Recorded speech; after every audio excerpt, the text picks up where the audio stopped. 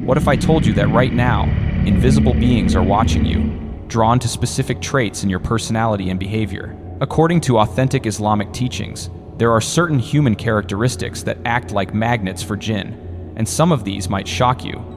The Prophet Muhammad, peace be upon him, warned us about these spiritual realities over 14 centuries ago, yet most Muslims today remain completely unaware of what makes them vulnerable to jinn influence. From which country are you watching this video?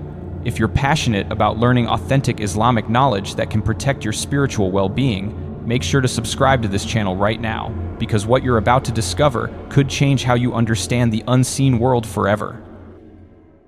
Today, we're revealing the 5 human characteristics that Islamic scholars have identified as irresistible to jinn, based on authentic hadiths and classical Islamic scholarship.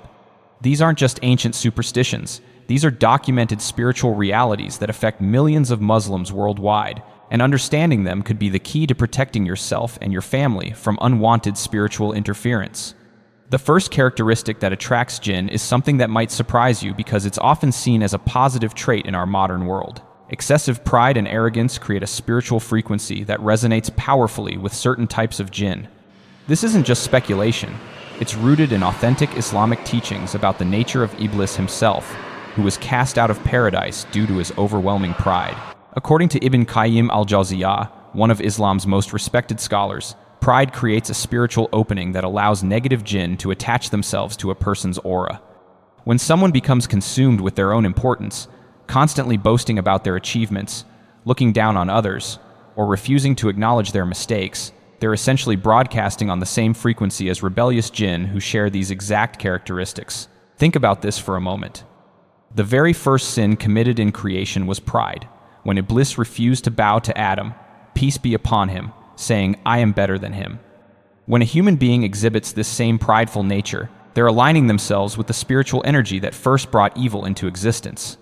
Classical Islamic texts describe how arrogant individuals often experience unexplained mood swings, sudden bursts of anger, and an increasing inability to feel genuine humility or gratitude. Sheikh Ibn Baz, may Allah have mercy on him, explained that pride acts like a spiritual beacon, attracting jinn who feed off negative emotions and seek to amplify them in their human hosts. This is why the Prophet Muhammad, peace be upon him, warned us that whoever has even an atom's weight of pride in their heart will not enter paradise. It's not just about the afterlife. It's about the spiritual reality of this world too. But here's what makes this even more dangerous. Modern society often celebrates and rewards prideful behavior. We're told to promote ourselves constantly, to never admit weakness, to always appear superior to our competitors. Social media has turned personal pride into a performance art, with people crafting elaborate displays of their supposed superiority. What most people don't realize is that every boastful post, every arrogant comment, every moment of looking down on others is potentially attracting unseen spiritual entities that thrive on these exact energies. The second characteristic that powerfully attracts jinn is persistent anger and hatred. This one is particularly dangerous because anger is such a common human emotion, but when it becomes a dominant personality trait, it creates what Islamic scholars describe as spiritual doorways for malevolent jinn to enter a person's life. Imam An-Nawawi documented numerous hadiths describing how the Prophet Muhammad, peace be upon him, specifically warned against allowing anger to control our hearts. But this wasn't just moral guidance, it was spiritual protection. According to authentic Islamic scholarship, intense anger creates energetic disturbances that are visible to jinn in ways we cannot comprehend. They're drawn to these emotional storms like moths to a flame. Classical Islamic texts describe anger as one of the most potent attractants for jinn because it temporarily weakens a person's spiritual defenses. When someone is consumed with rage, their remembrance of Allah decreases, their prayers become mechanical, and their hearts become hardened to divine guidance. This creates what scholars call a spiritual vacuum that jinn can exploit. Ibn Taymiyyah wrote extensively about how chronic anger transforms a person's entire energetic signature, making them susceptible not just to jinn influence, but to a specific category of jinn known as the fire jinn, who are particularly aggressive and difficult to remove once they've attached themselves to someone. These entities feed off negative emotions and work to amplify anger, creating a destructive cycle that can span years or even decades. But here's the truly alarming part. People who are consistently angry often report experiencing supernatural phenomena that they can't explain. unexplained sounds in their homes, objects moving without cause, vivid nightmares featuring threatening figures, and a general sense that they're being watched or followed. According to Islamic scholarship, these aren't coincidences. They're manifestations of jinn presence that was initially attracted by the person's uncontrolled emotional state. The third characteristic is one that many people struggle with in our hyper-connected world, and it's the trait of constant gossiping and spreading harmful speech. This might seem like a minor social issue, but according to authentic Islamic teachings, persistent gossip and backbiting create spiritual vulnerabilities that certain jinn exploit with frightening effectiveness.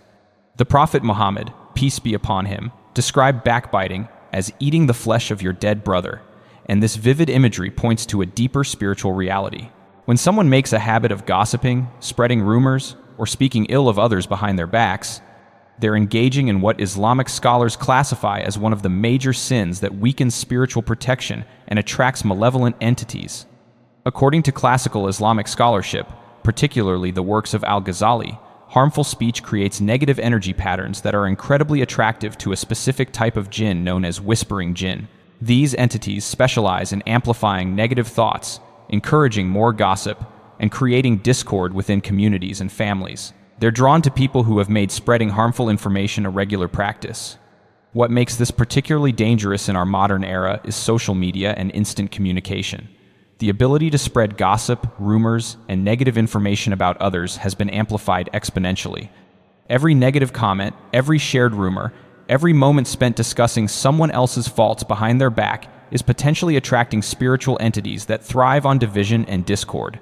Islamic scholars have documented how people who engage in chronic gossiping often experience what they describe as spiritual contamination. They begin to hear whispers, encouraging them to spread even more harmful information. They start experiencing intrusive thoughts about others that seem to come from nowhere. Their minds become consumed with negative information about people around them, and they find themselves unable to speak positively about anyone. The fourth characteristic that acts as a powerful attractant for jinn is excessive materialism and greed. This trait has become epidemic in our consumer-driven society, but according to Islamic teachings, an obsessive focus on accumulating wealth and possessions creates spiritual imbalances that make individuals incredibly vulnerable to certain types of jinn influence. The Quran specifically warns about the dangers of excessive love for material wealth, and these warnings weren't just about social justice. They were about spiritual protection. When someone becomes consumed with acquiring more money, more possessions, more status symbols, they gradually distance themselves from remembrance of Allah and begin operating primarily from a place of spiritual emptiness. According to Ibn Qayyim Al-Jawziyya, materialism creates what he termed spiritual blindness, where a person becomes unable to perceive the higher purposes of life and focuses entirely on immediate, worldly gratification. This state of consciousness is particularly attractive to jinn who specialize in encouraging wasteful spending, gambling, and other financially destructive behaviors. Classical Islamic scholarship describes how greedy individuals often report experiencing supernatural encouragement to make risky financial decisions. They hear whispers telling them about guaranteed investment opportunities that turn out to be disasters. They feel compelled to spend money on things they don't need, often going into debt for possessions that bring them no real satisfaction. They experience vivid dreams about wealth that never materializes, keeping them in a constant state of financial anxiety and spiritual emptiness.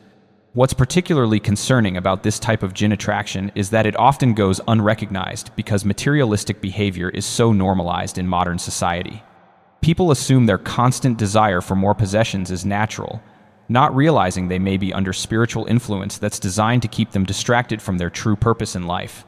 The fifth and perhaps most dangerous characteristic that attracts jinn is persistent involvement in prohibited activities, particularly those related to seeking forbidden knowledge or engaging with occult practices. This includes everything from fortune-telling and astrology to more serious involvement with magic, seances, or attempting to communicate with the dead. The Prophet Muhammad, peace be upon him, explicitly warned that anyone who goes to a fortune-teller or believes what they say has disbelieved in what was revealed to him. But this wasn't just about faith, it was about protection. According to authentic Islamic teachings, these activities create direct spiritual pathways for jinn to enter someone's life, often with devastating consequences that can persist for years. What many people don't realize is that jinn are the source behind most forms of divination, fortune-telling, and occult practices. When someone visits a psychic or engages with astrology, they're unknowingly opening themselves up to jinn influence. These entities may provide some accurate information initially to gain trust, but their ultimate goal is to lead people away from Islamic guidance and create spiritual dependencies that are extremely difficult to break. Islamic scholars have documented countless cases of individuals who became involved with fortune-telling or magic and subsequently experienced terrifying supernatural phenomena.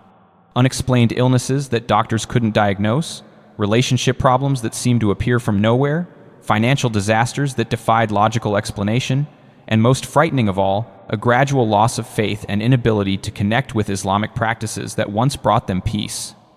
According to classical Islamic scholarship, particularly the works of Ibn Taymiyyah on this subject, jinn who are attracted through occult involvement are often the most aggressive and persistent. They don't just influence their human subjects, they actively work to destroy their lives, their relationships, and their connection to Allah.